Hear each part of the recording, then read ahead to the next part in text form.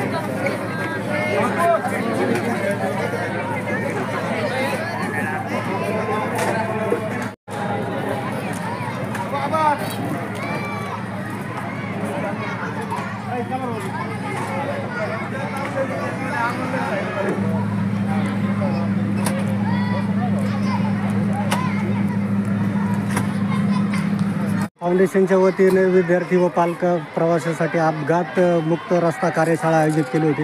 काय सांगाल त्याबद्दल? खऱ्या अर्थानं सांगायचं म्हटलं तर आमदार प्रशांत बंबसाहेब यांच्या संकल्पनेनुसार ही कार्यशाळा या ठिकाणी आम्ही आयोजित केली. या रांजणगाव शिंपुंजी परिसरामध्ये 24 शाळा आहेत सगळ्या आणि 7वी ते 10वीची विद्यार्थी जवळपास या ठिकाणी 7,000 विद्यार्थी या कार्यक्रमासाठी उपस्थित होते.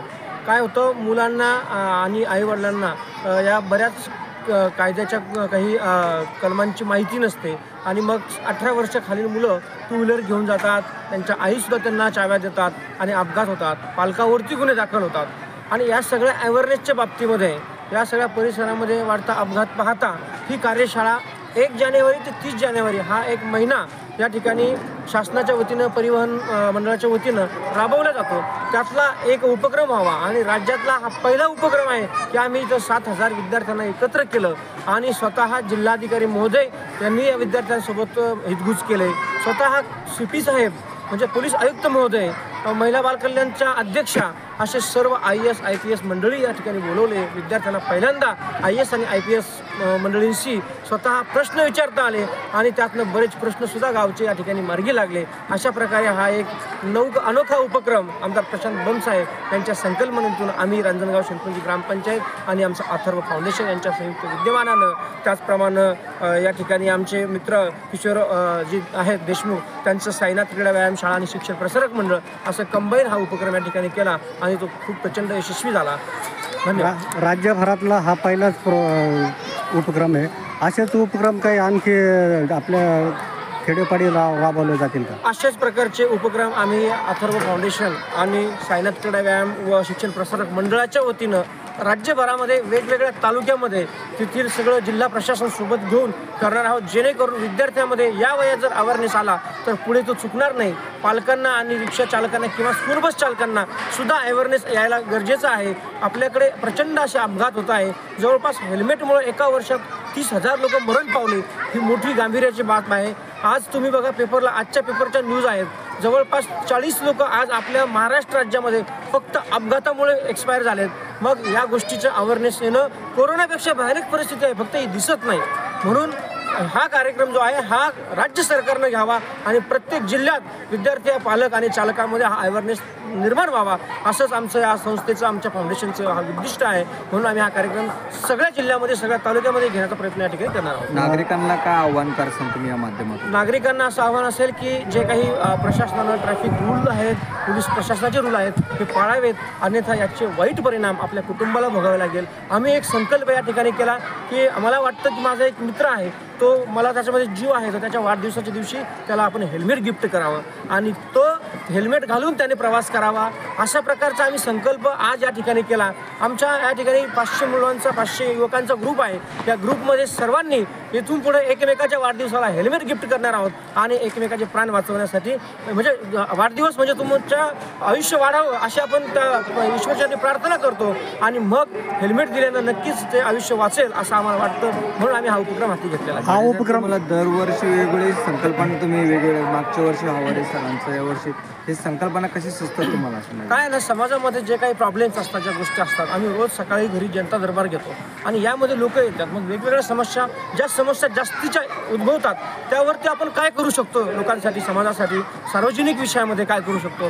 तर मग अशा वेळेस आम्ही गव्हर्नमेंटच्या अधिकाऱ्यांच्या सगळ्यांशी भेटून हितगुज करून आणि एक कंबाईन उपक्रम घेतो जेणेकरून आपल्याकडनं समाजामध्ये चांगला मेसेज जावा. समाजामध्ये जे काही उपक्रम आपण घेणार आहेत त्याच्यामुळे त्या पालकांचा असेल, विद्यार्थ्यांचा असेल आयुष्यात बदल व्हावा आणि कुठेतरी होणारी दुखापत टाळावी या उद्देशाने असे उपक्रम, अनोखे उपक्रम आम्ही कायमस्वरूपी घेत असतो.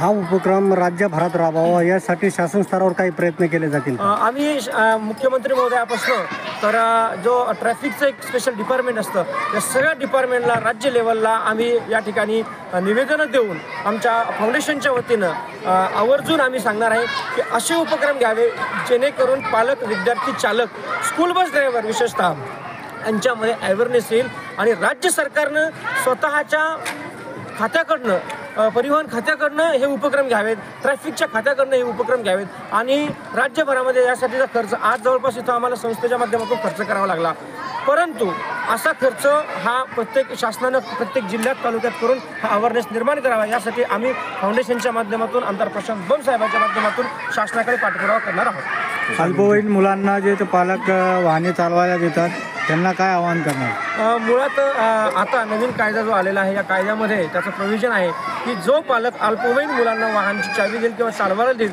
अपघात झाल्यास त्या पालकावरती गुन्हा दाखल होईल आणि त्यामध्ये खूप चांगली सजा आहे, दंड आहे. म्हणून पालकांना विनंती असेल की आपण 18 वर्षाखालील मुलांना आणि विशेषतः त्यांना ट्रेनिंग आणि लायसन्स मिळाल्याशिवाय आपण कोणीही वाहन हातामध्ये देऊ नये. आपण लाडात प्रेमात आपण छोट्या छोट्या गोष्टी वाहनं आपण त्यांना खेळायला देतो, परंतु ही मोठी वाहनं आहे, आपल्या मुलाचा जीव जाऊ शकतो किंवा एखाद्या समोरच्या मुलाचा जीव जाऊ शकतो. हे आपण पालकांनी पाल्यांना समजून सांगावं आणि यामध्ये अवेअरनेस निर्माण करावं. आपलं नाव सांगा. मी दीपक हरिराम बडे, पंचायत समिती सदस्य तथा संचालक कृषी उत्पन्न बाजार समिती गंगापूर. चालेल, धन्यवाद. सर, मी किशोर देशमुख, आमदार प्रशांत बम साहेबांचा CS साहेब म्हणून मी त्यांचं काम पाहतो गेली 20 वर्षापासून. मी साहेबांच्या सोबत असताना साहेबांचे अनेक सामाजिक उपक्रम पाहता हा राज्यातनी प्रयोग व्हावा म्हणून आम्ही दीपक बडे साहेबांच्या माध्यमातून चर्चा केली आणि शाळांना भेटी दिली. तेव्हा नक्कीच कळलं की खऱ्याच या मार्गदर्शनाची गरज शाळांना, विद्यार्थ्यांना आहे. हा उपक्रम नक्कीच परिवहन विभाग घेतो, पण ते एका छोट्याशा शाळामध्ये एका शाळामध्ये घेऊन करतो. पण एवढ्या मोठ्या प्रमाणात जर घेतलं गेलं तर नक्कीच आता समाज आणि अधिकारी लोक आणि आम्ही सर्व यंत्रणा याची दखल घेतो. त्याचाच आम्ही हा एक प्रयोग म्हणून इथं राज्यातला पहिला प्रयोग म्हणावा लागेल. कलेक्टर साहेबांनी सुद्धा मान्य केलं की हा एवढ्या मोठ्या संख्येनं विद्यार्थी इथं येणं आणि ह्या तुम्ही मोठ्या प्रमाणात कार्यक्रम घेणं त्याचंसुद्धा या कार्यक्रमात त्यांनी कौतुक केलं. आमचाही असाच निरोप आहे, असं सर्वांना विनंती आहे की हा कार्यक्रम एकाच ठिकाणी न राहता याच्यानंतर गंगापूरचा मोठा कार्यक्रम होईल, खुलताबादचा होईल, त्याच्यानंतरचा हा कार्यक्रम मोठ्या मोठ्या ठिकाणी जाईल. याचे निरूप मला अनेक ठिकाणावरून आहेत, पण आम्ही हे ठरवलं की पहिला हा कार्यक्रम कसा होतो, यशस्वी होते, याच्यात काय अडचणी राहतात, त्याच्यातून दुसऱ्या कार्यक्रमामध्ये काय आपल्याला सहभाग घेता येईल, काय वाढवता येईल.